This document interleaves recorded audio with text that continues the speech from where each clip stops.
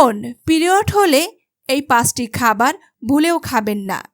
Medical science বলছে ধীরে ধীরে আপনার অজান্তেই আপনি ক্যান্সারের দিকে ধাবিত হয়ে যাবেন।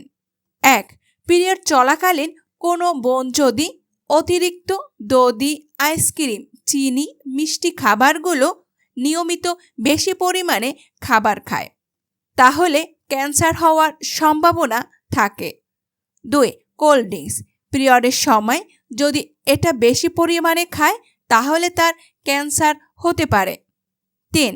পিরিয়ড চলাকালীন নিয়মিত যদি প্লাস্টিকের বোতলে সে পানি সেবন করে তাহলে তার ক্যান্সার হতে পারে। 4.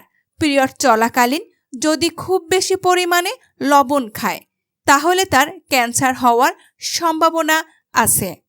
5. পিরিয়ড চলাকালীন যদি খুব বেশি পরিমাণে ভাজাপোড়া নিয়মিত খায় তাহলে আলসার হয়ে যাওয়ার সম্ভাবনা আছে।